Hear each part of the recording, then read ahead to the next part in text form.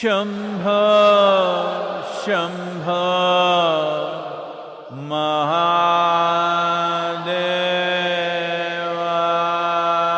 Mahadevaya.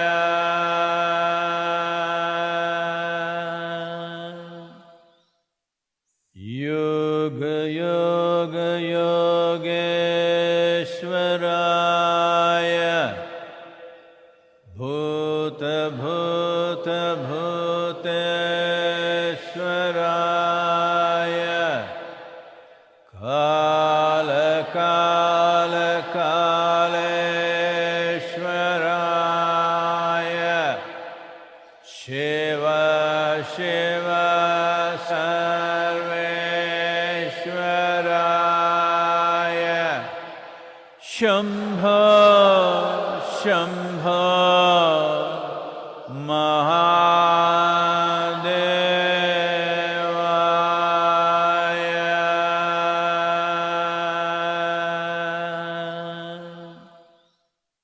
Yoga, Yoga, Yogeshwaraya. Bhuta, Bhuta, Bhuteshwaraya. Kala, Kala, Kaleshwaraya.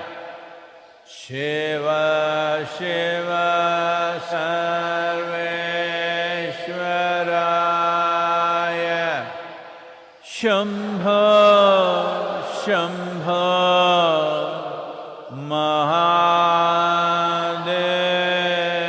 Mahadevaya.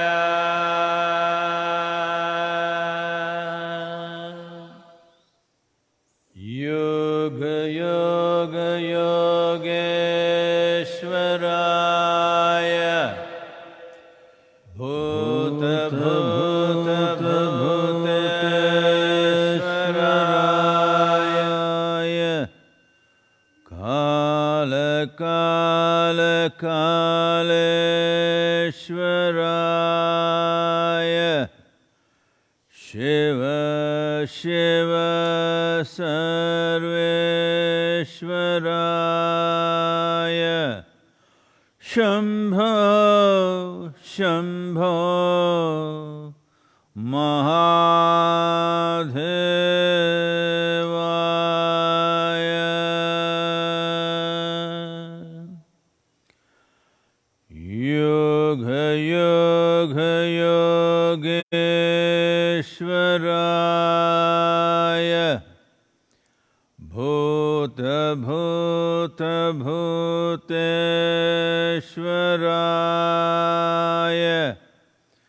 Kala, Kala, Kaleshwaraya. Shiva, Shiva, Sarveshwaraya. Shambho, Shambho, Mahadevaya.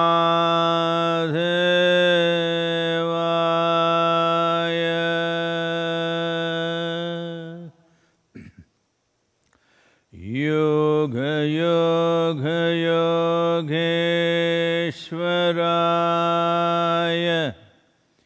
Bhuta, Bhuta, Bhuteshwaraya. Kala, Kala, Kaleshwaraya. Shiva, Shiva, Sarveshwaraya. Shambho, Shambho, Mahadevaya.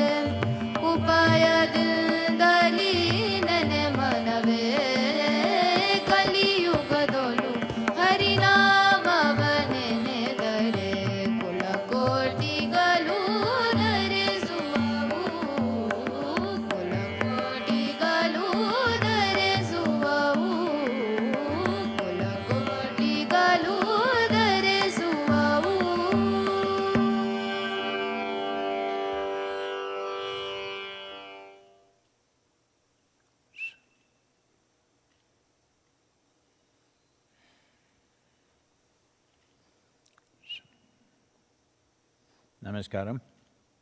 Namaskaram to all of you, wherever you are. Well, particularly if you're in India, as you know that this pandemic numbers are hitting real highs, nearly 77,000 in the last 24 hours, new cases, over 1,000 deaths.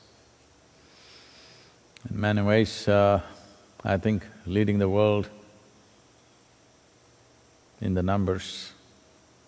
This may also be because the testing is happening over 1 million per day.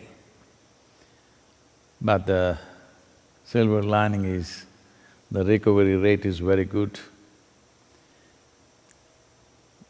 But the challenge is not only of death. The challenge is of ill health, which may persist, psychological struggles that people go through because of isolation. I have dozens and dozens of people every day informing me about how their father died of virus and they could not go to attend to him when he was alive during his last days, nor could they go to attend to his last rites. Brothers, sisters, mothers, children being lost and not even able to be there to find some kind of emotional closure to these losses. So these are hard times, challenging times. Apart from that, economic challenges, loss of livelihood, closure of thousands of businesses, over 19 million job losses in India alone, similar things happening in most other countries. Well, this is where we are right now. And as as all of you know by now, the UN agencies are saying the pandemic could last for 2 years. Well, I've been saying that too. It may go down in its intensity or our ability to handle it may get enhanced, but it could last for 24 months or 30 months, very much a possibility.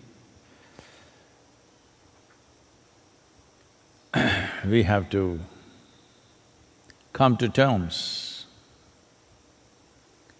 with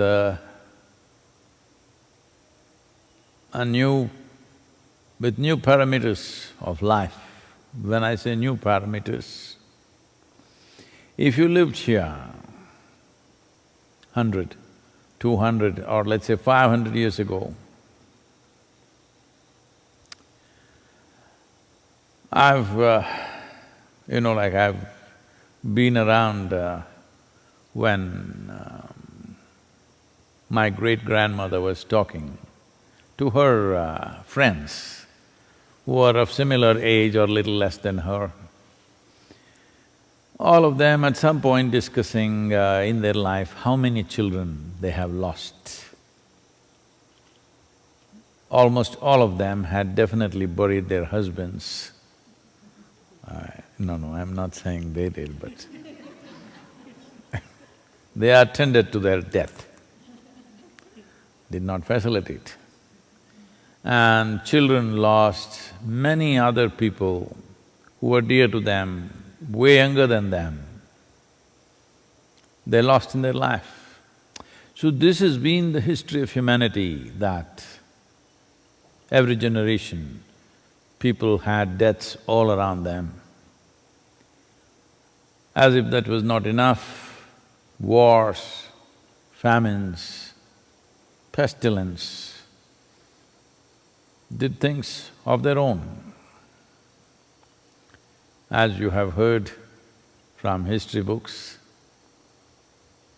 that whenever raids and wars happened, terrible things that happened to men and women and children, villages and towns burned down, all this. In that sense, we are a very fortunate generation that such things have not been happening to us. I know if I say this, I will be very unpopular, but I'm known for this, to say unpopular things, which will be accepted after some time later. In that sense, as a generation of people, the hit that we are taking in terms of this pandemic is a soft hit. Well, immediately if you're getting bristled up, how can you say this, I lost somebody dear to me, I lost my friend, I lost my business. I know that, I very much empathize with that. But just look back and see, 80 years ago, World War II, what those people went through, we have not seen anything like that. We have not seen such horrors. But they survived, they came out of it strong, created nations, built cities back, almost like it did not happen. Today, if you travel through Europe, which was the heart of World War II or World War I, you don't see a sign of war. This is what human beings are capable of. This is what we must look at. Because people are predicting a mental health pandemic, suicide pandemic. I hope nobody here is complaining or planning mental health issues as a part of your pandemic menu, at least in the yoga center because it's very easy to fall into that pit, very, very easy. All I have to do is withdraw into a corner and think everything is going wrong. It is, many things are going wrong, but we are still alive, so nothing is really wrong with our lives. Do not misunderstand social arrangements, psychological and psychological and emotional situations as life. This is the decor of life. Minus the decor, life is still on. So, now that I'm here in United States and travel doesn't look very attractive, getting into a plane, I think is the worst thing to do right now. I'm not fit enough to swim back to India. So we thought we will make the best use of it. I must tell you this, probably in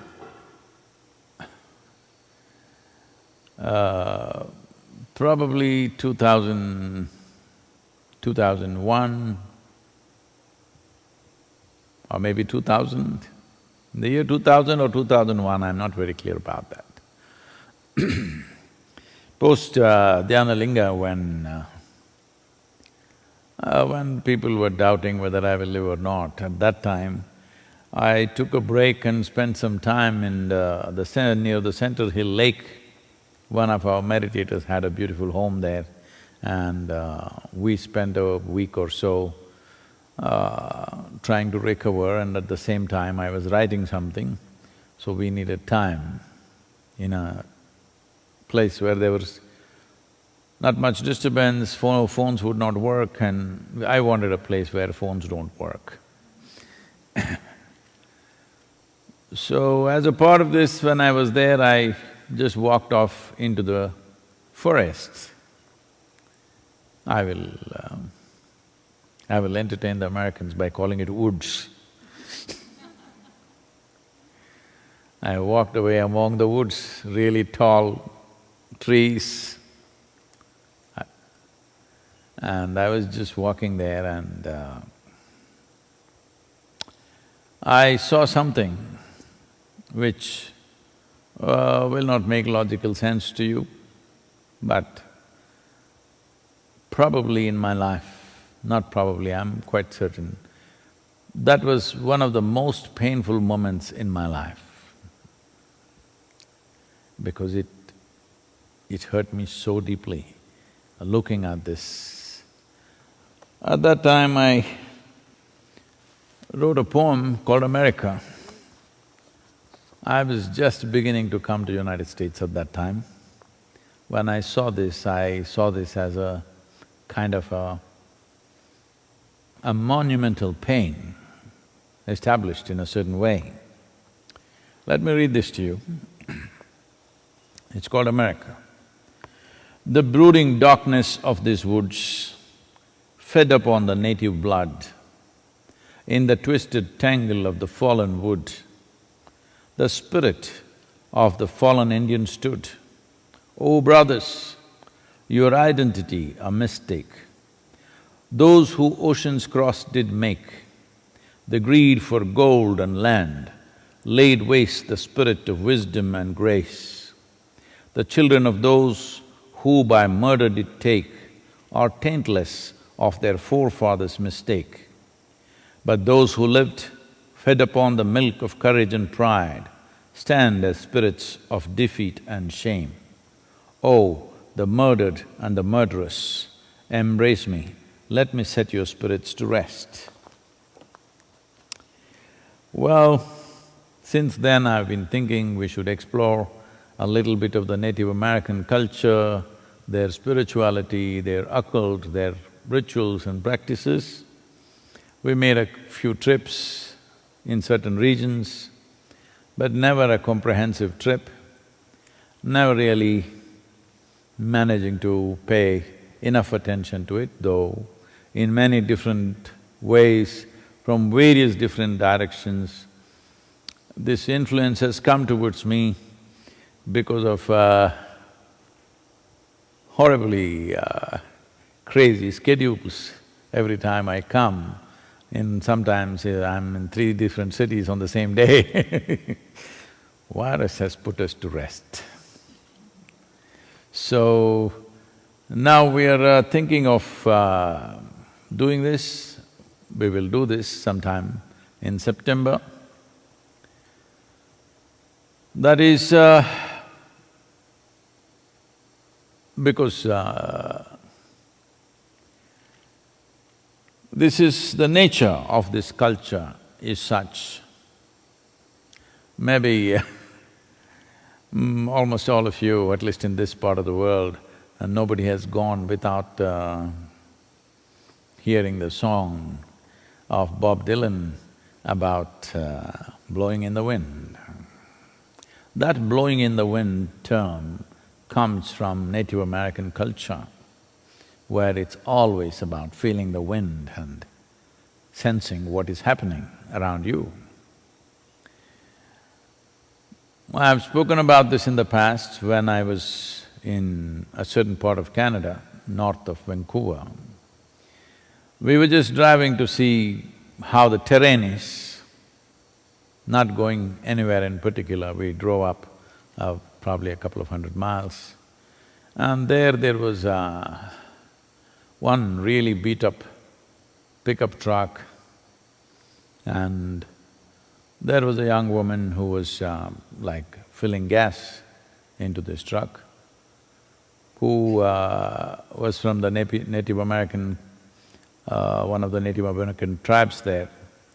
And there was her father, an older person.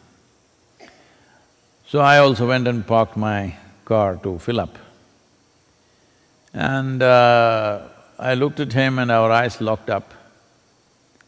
Then he said, "The winds have been telling me of your coming, brother." Well, we connected in a certain way and we went in different ways. So in that sense, without being in touch with the wind, the earth, you can't really explore this culture. So I decided now that in the month of September, we will be riding on a motorcycle, covering over 16 states in United States of the 50, probably covering 10 to 11,000 kilometers, probably 6,000 to 6,000 miles. It may become much more depending upon how much interest we develop in various things, or how much is still left to feel out from that place. Because the building of the new nation has taken away many things. So we don't want to just dwell on the past, we also want to focus on how in the last 200 years, people managed to build a whole new civilization.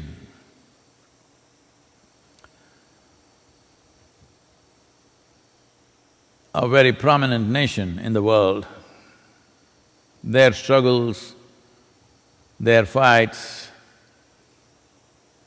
their longing for a new opening, and various things. Essentially, we want to focus on human beings who made this land what it is and what it was. The culture of what you call as Native Americans goes back a very long time.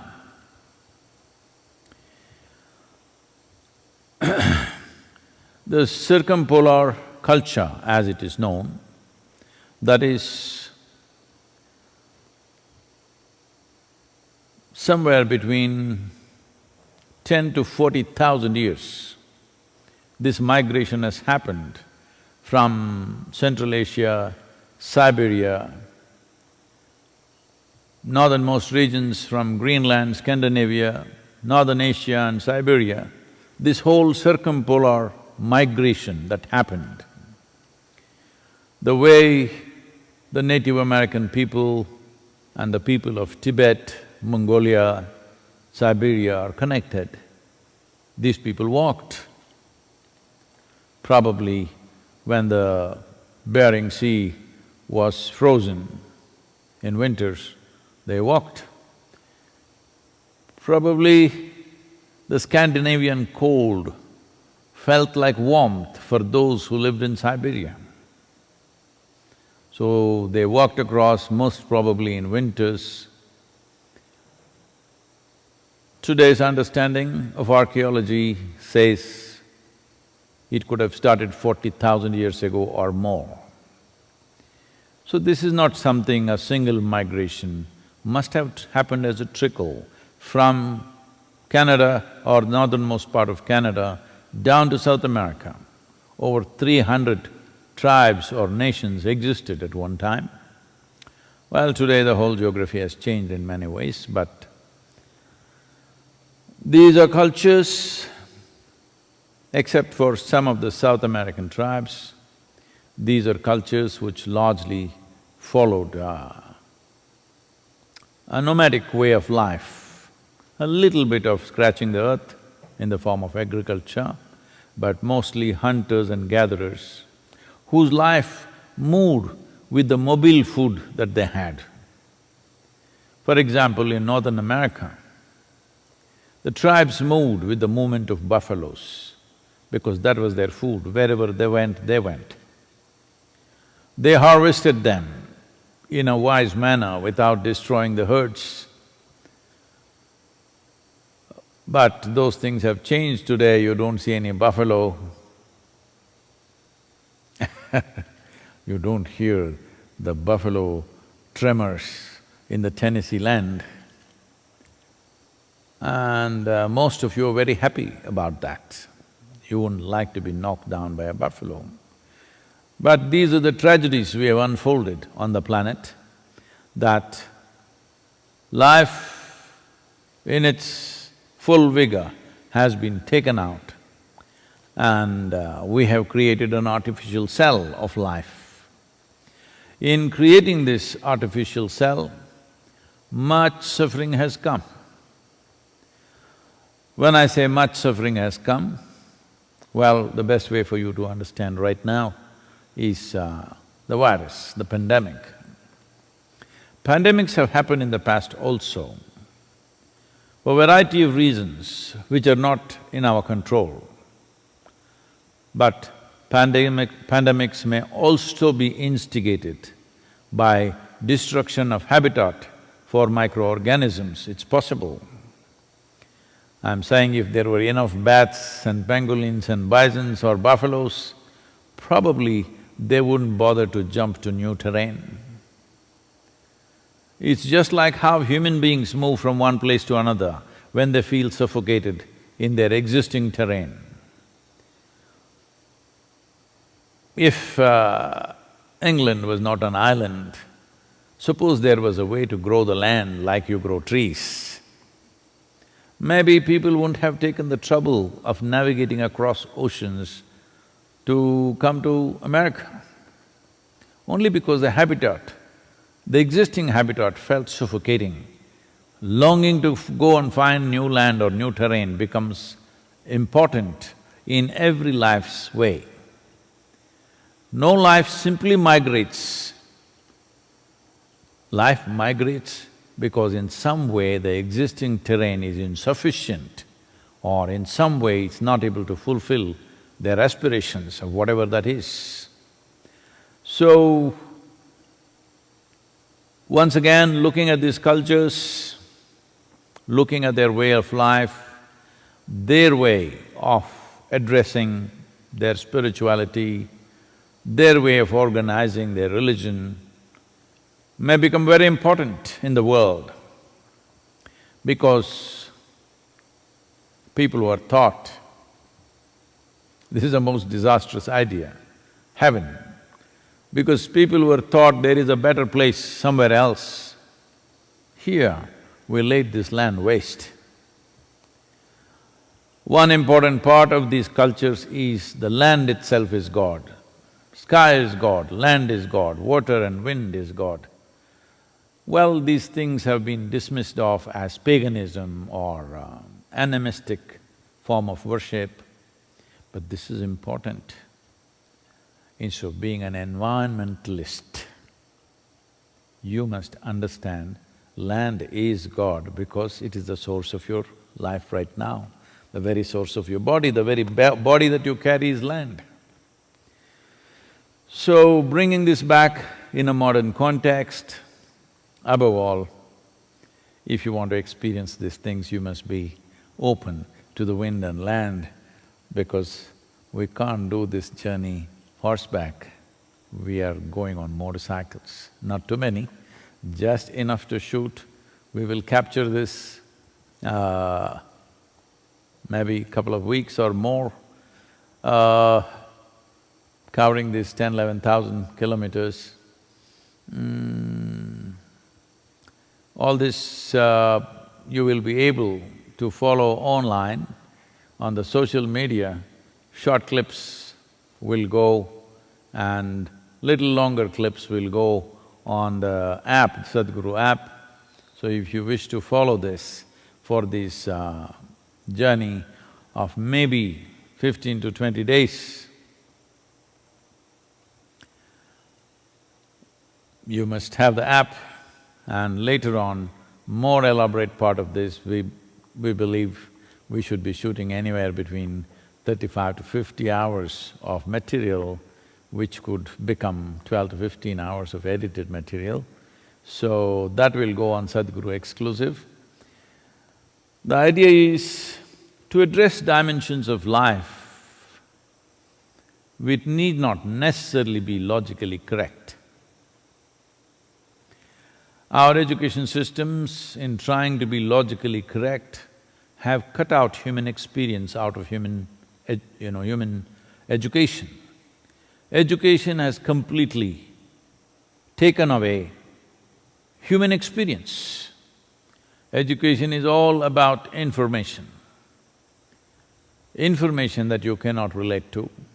No wonder you go about making predictions of mental health pandemics because you become purely intellectual and logical, you have no profound experience of life.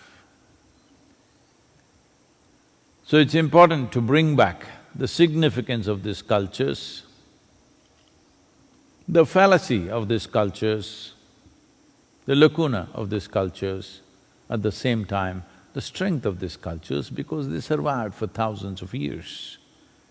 Though genetically, ethnically, they're all about the same, still 300 nations or 300 tribes without a geographical location because they're nomadic in nature, moving around, a general area but no fixed location. They maintain their distinct identities for thousands of years. If tribes have to maintain their distinct identity for thousands of years, obviously they had a very individual tribal experience, that their tribe's experience of life, their way of looking at nature, their way of articulating various dimensions of what they thought was natural and supernatural was very different. That is why they could maintain their identity separately, otherwise very easily they could have merged as one. Today, today in the modern world people say, Indians. Hey, I'm the real Indian, okay? They are a mistake that Columbus made.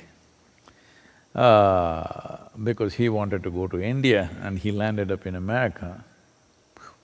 That's a big mistake, huh? You want to go east but you went west, that's a huge mistake. But they got labeled as Indians because people who came from outside had no patience to look at the intricacies of their culture, why they are who they are. So we will see whatever is left, we will try to explore this to whatever extent we can. Above all, feel the wind for sure. So, because we're riding on motorcycles.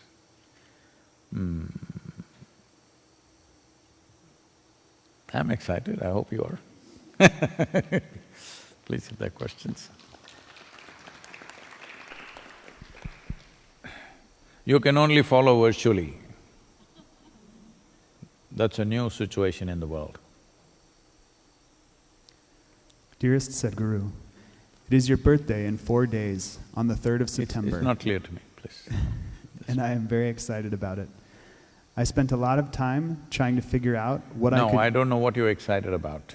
I'm not able to hear. I spent a lot of time trying to figure out what I could gift you, but in vain. Can you please guide me on what I could do for you for this birthday? Please, I didn't understand. What they want to give me? Can you please guide me on what I could do for you this birthday? Oh, on my birthday? What do you want to do? I'm already born. Oh, okay, I'm sorry. Yes, if you can. It is your birthday in 4 days on the 3rd of September, and I am very excited about it. Oh. I spent a lot of time trying to figure out what I could gift you, but in vain. Can you please guide me on what I could do for you this birthday? See, excitement about birthday is probably when you're 16 or 18 because maybe you get your driving license, you're on your own. Because you turned 18, your mother can't ask, where did you go? Where were you all this time? Because I'm 18. So those were exciting birthdays maybe. At that time I didn't even notice which day is my birthday because I would be somewhere and I wouldn't even know. Now, birthdays beyond a certain age is like a countdown for you to take off. So, what will you do? Anyway, let me make use of it because you want to do something. I'm interested in people who want to do something, not for me, but you're interested in doing something now that you're asking. Is this from India or here? I don't know. Okay. Well, what you could do is, the 3rd of September, we are seeing how to make this the river revitalization day. Rally for Rivers was flagged off on 3rd September. That was, this was my plan to avoid birthday parties. Kaveri Calling was flagged off on 3rd September. And Kaveri Calling, as if you have followed, as you would know, I was soaked to the bone every day because of heavy rains and motorcycle. So my birthday was a really soaking birthday last time because we were in Coorg and the monsoon peaked out at that time and those of you who have not seen monsoon in the Western Ghats, you must someday see, it's like sheets of rain, like literally like, the word downpour, most appropriate in that situation. It's not like raindrops coming down, it's like sheets of rain coming down. And we were riding in those conditions. It was like back to my early 20s time when I was constantly riding in those kind of conditions. Anyway, so this year we are pushing towards this to slowly establish this as a River Revitalization Day. As a part of this, we have a conversation, a live conversation with the Minister of Environment in the federal government of India, the central government. Why this is… because Kaveri Calling has been a massive success in spite of the pandemic. We lowered our goals a little bit thinking the pandemic may affect us, but our fantastic volunteers, their dedication and commitment, the enthusiasm of the local farmers, and above all, the support that the state government offered in the form of subsidies for the farmers and the Karnataka State Forest Department provided massive amount of saplings. So 11 million saplings are being planted this year in private lands, you must understand this. Farmers are taking high-value timber trees and taking it on their land. That means for sure they will survive, because for every surviving tree over a period of 4 years, there is a subsidy, there is a certain financial assistance. Having said that, I gave a call to the youth in India that 3 years of your life, if you dedicate for this cause, we will revive the rivers. That was a big thing to say. So a little over 300 youth, many of them resigned well-paying jobs, some of them dropped their PhD pursuits halfway. Some of them anyway are dropouts. They were not fitting into the university, they were looking for a universe for themselves. So, over 300 of them dedicated their lives for this cause for 3 years.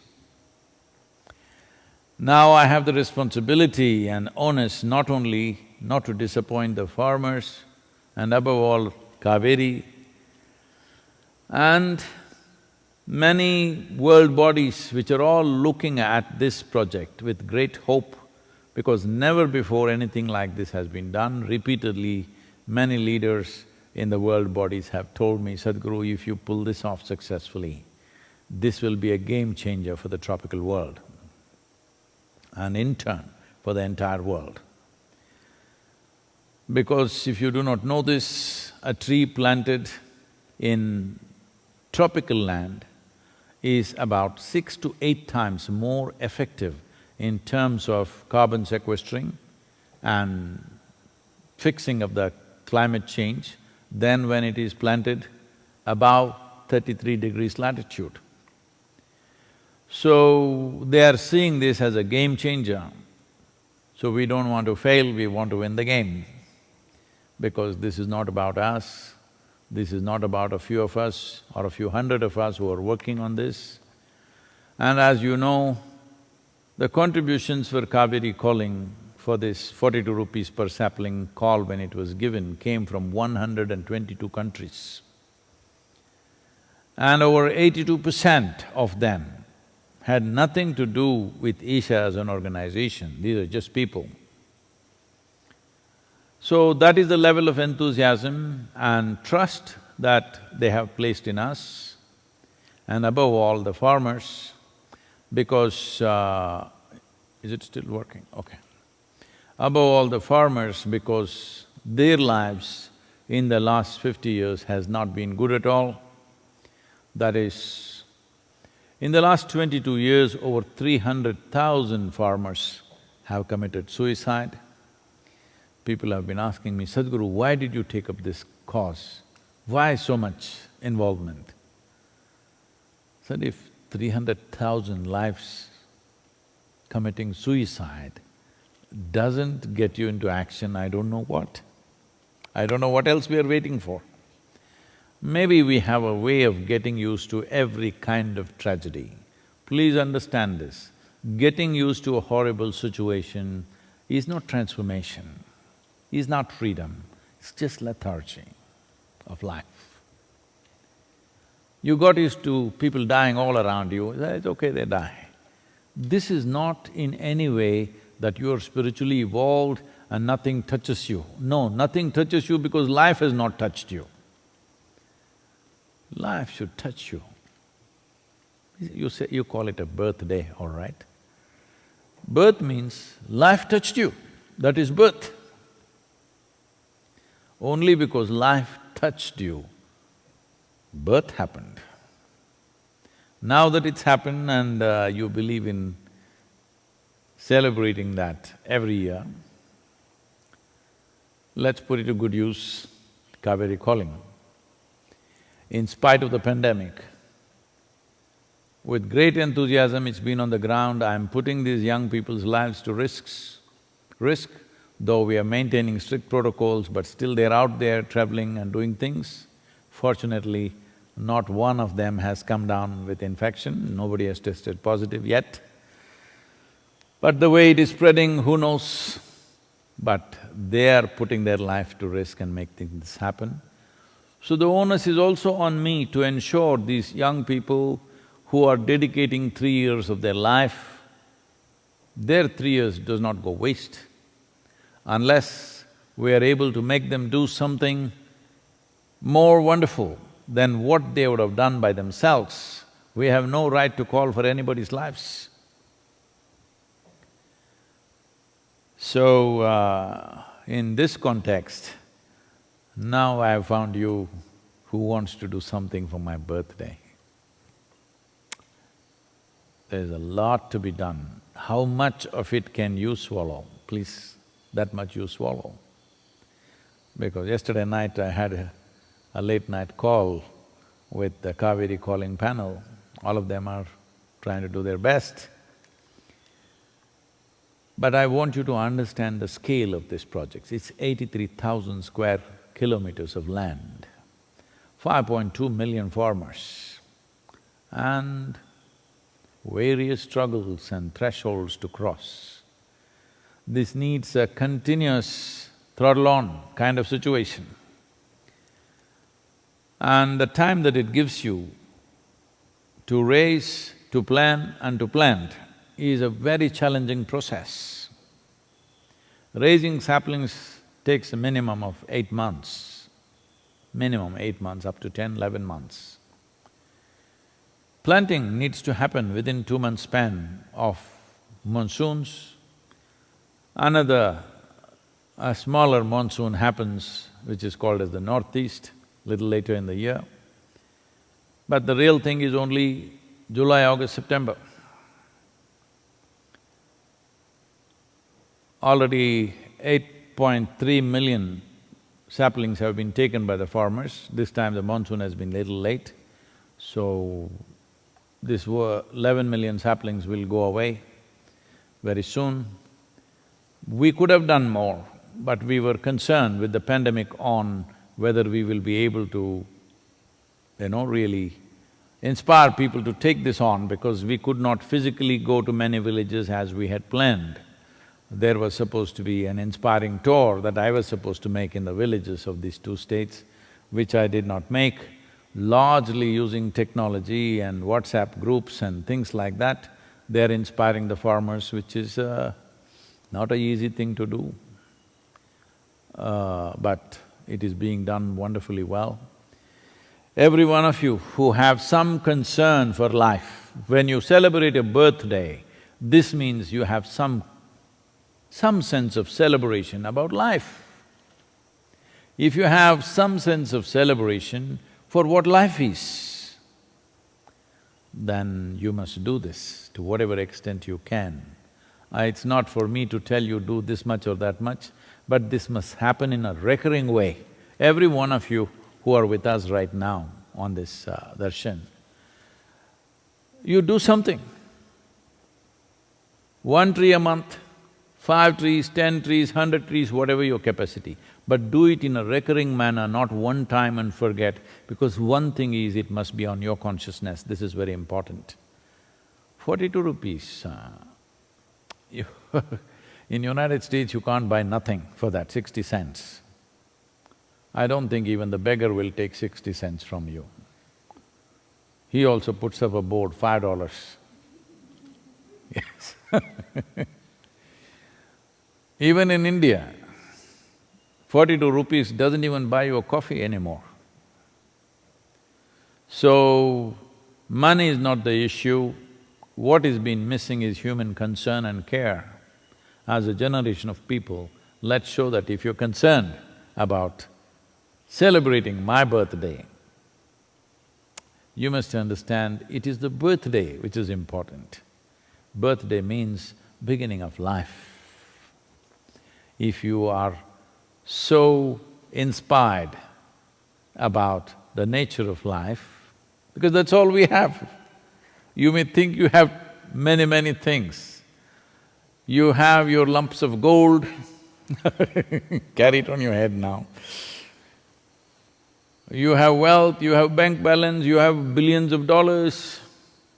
No, only thing you have is life. Because you have life, you're pretending to have all these things. The only thing, and really the only thing you have is life. We'll do one thing, if you don't understand what I'm saying, let's take your life out, then enjoy the billions and the lump of gold on your head. That's the only thing we have. So, Kaveri calling is a committed celebration of life, because without water, without soil, there is no life. Let's make it happen. If you want to use my birthday as an inspiration, I'm fine. I don't mind celebrating birthday every day of the year. Hello? Really? Why just September 3rd? If you want, I will do it 4th also, 5th also, December 3rd also. I'm okay, I'm willing, I'm saying. If you are willing, please let's make this happen, this is very important. This is not my work, this is not Isha Foundation's work, this is a generational work. We must make this happen, it's very important.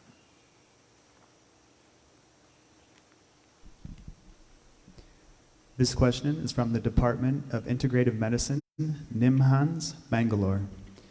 Namaskaram, Sadhguru. Sometimes spiritual experiences seem to involve a weakening of the ego, which may appear similar to psychosis. Like Ramakrishna Paramahamsa was called a mad priest due to his ability of seeing Ma Kali. How can we differentiate a patient suffering from mental illness from a spiritually advanced personality? Similarly, we do see patients who practice unsupervised advanced Kundalini yoga practices and then end up developing mental illnesses. What may be the best yogic way of dealing with such patients? First thing is, will you be able to identify between those who are spiritually mad and just regularly mad? The identity or how to identify this? Well, Nimhans Institute is a premier institute in the world, in Bangalore, and I know they have done tremendous amount of work for the mental health of, I don't know, millions of people probably. It's one of the prime institutions in southern India at least. So, how to identify and then how to treat? Now, one does not need treatment. Those who are spiritually mad don't need treatment, they need an ambience to establish their madness. Right now, their madness may be a little erratic. They need to get well established in their madness. Let's understand the word madness. Madness means essentially anything that is not logical. If somebody speaks or does something which is not logically correct in your understanding, immediately you will say he's crazy. So anything that does not fit into your understanding of life, anything that does not fit into your logical limitations is madness in your understanding. Many of you think your children are mad. Children know that you're mad. Yes. So, how do you identify someone who may be, well, you're talking about dissolution of ego, okay, that's how if you want to see it.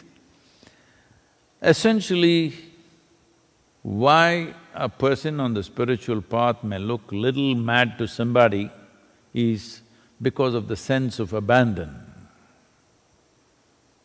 which is, the words that you put in terms of dissolution of ego just means that, in a way, that there is a sense of abandon. That means you're kind of not too concerned about what happens to this one. Well, when I say what happens to this one, this is one thing that you can be sure of. People who are in mental conditions, that is mental illnesses, or those who are under influence of narcotics or alcohol or something, they also lose their logical sense, but in a destructive way. That is, when somebody is on LSD or somebody is in a mentally deranged state, they could easily cause physical harm to themselves. But one who is spiritually crazy will never cause physical harm to themselves. I'm saying they're smartly mad. they are only dismantling the mental structures. They know clearly that physical structure cannot be dismantled because if you dismantle it, you can't put it back. But a mentally deranged person does not know this. One who is under the influence of narcotics do not know this. They can physically dismantle themselves. In the sense, there have been many cases where drunken people or drugged people or even mentally deranged people have jumped off buildings or mountains or whatever high places. That never will happen with a spiritually crazy person because they clearly understand what needs to be dismantled is only the mental structure. You cannot dismantle the physical structure because if you undo the physical structure, you can't put it back. So that is one sign. When there is no any kind of sign of causing physical damage to oneself, that is one sign. Another thing is, if someone is mentally deranged, one thing is they cannot sit still. But one who is spiritually crazy, if you make him or her sit still, they will sit still for hours on end. So these two can be kind of guiding factors. If you ask someone to simply sit still with eyes closed, that is not possible for one who is in a mentally aggrieved or exaggerated state of mental, activity. Sitting still, closing eyes won't come.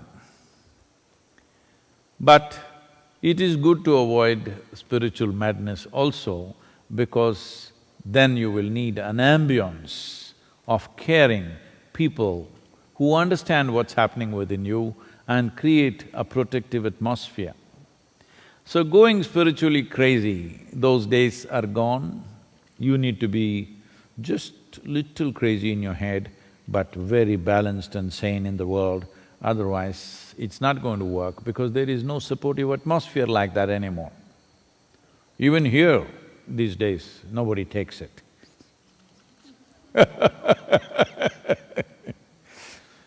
So, what or how can we treat them?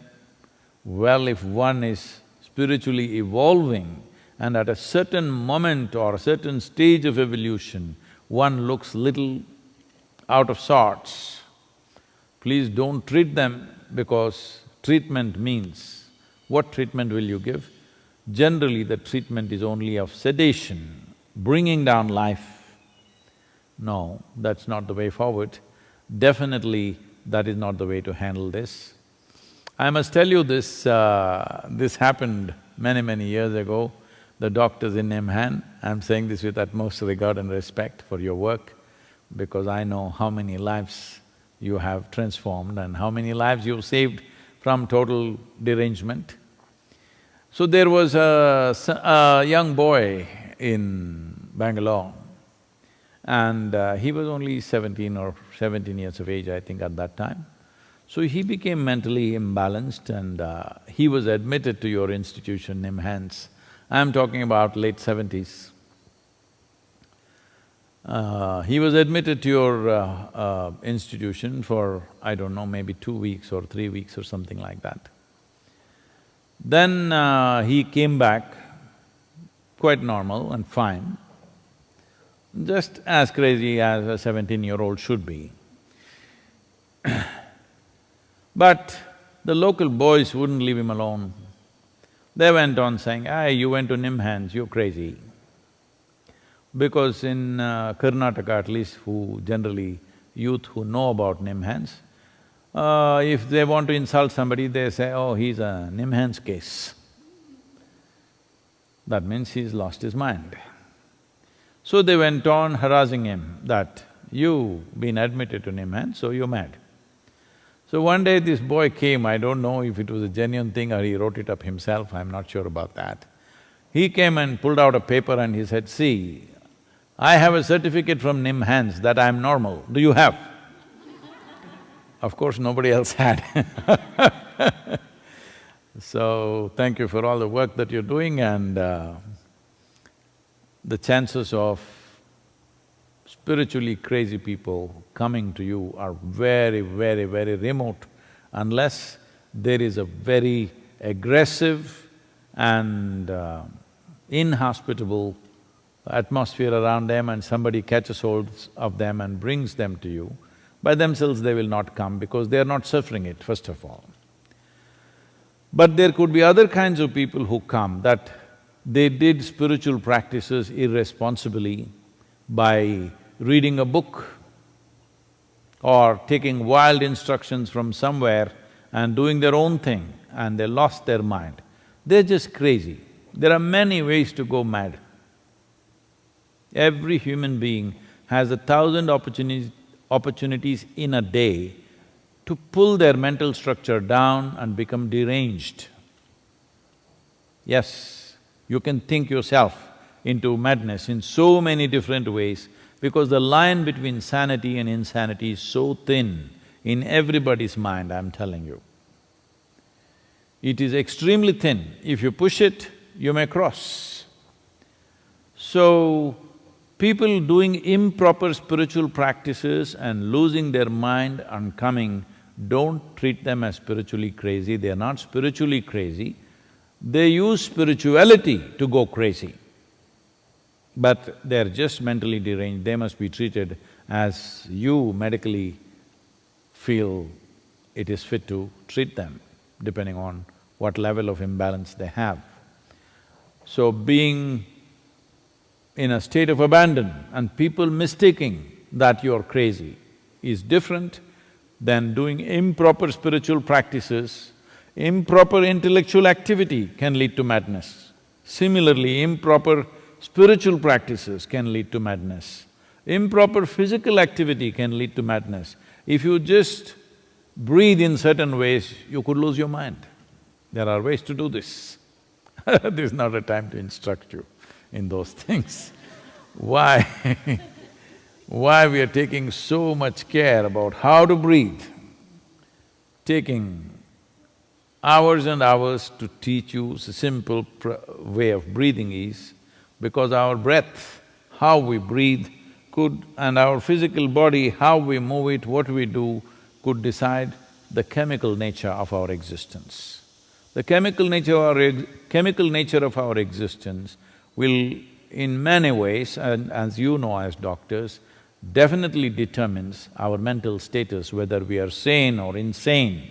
If there is even a branding like that, in the society there may be, but I don't think medically there is a clear-cut branding that somebody is sane, somebody is insane. The question is only, some people are in a socially accepted level of madness, some people have crossed that. So what is crazy, what is not crazy is more a social description, not really a scientific description as such. So, this process of treating people according to their problems or according to their sufferings is left to you, but either doing wrong type of physical activity, mental activity or spiritual activity can cause derangement of mind. So, this is what yoga is about, to even learn to sit properly. You know how long it takes to make people understand how to sit properly. Oh, it's unbelievable. So-called well-educated, intellectually sharp people, it takes so long to make them understand how to sit. How to breathe is many, many more years. How to keep your mental structure, oh, that's another thing. This, as medical professionals working in this region, we would like to work with you if that is necessary, but you yourself can do this probably. How to bring certain aspects of yogic culture into our education systems in the world is most vital. That is, if you want less number of people coming into these institutions, so that these institutions are kept for those people who most need it, not all kinds of frivolous people entering and taking that space. This needs to happen. Only then those who really need it can get a good level offer a high level of treatment.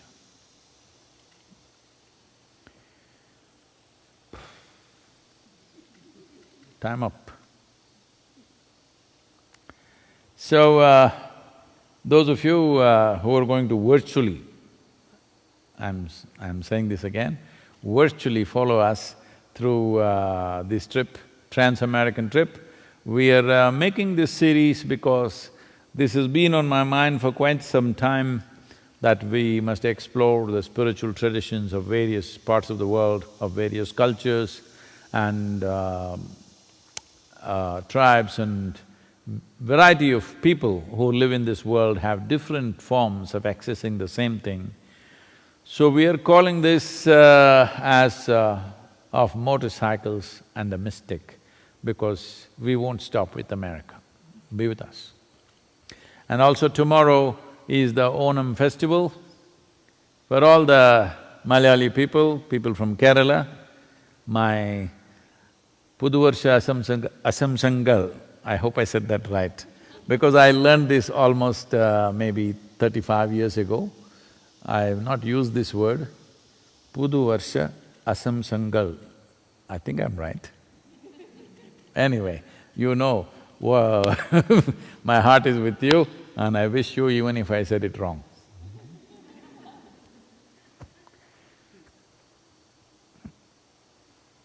Namaskar. I've reached a point in my life, I'm seeing how, as much as possible, that whatever can be articulated, whatever can be in some way demonstrated, we want to put it out, record it for posterity. We thought we will release this to only those people who are aspiring for such things. Because various aspects of life are explored without maybe social nuances. Various aspects of mysticism, spiritual process, and of the Guru himself. These materials or this content are things we have spoken in close groups, among our Isangas, among the brahmacharis, among various consecrations and things like that in close groups, but they're very potent stuff.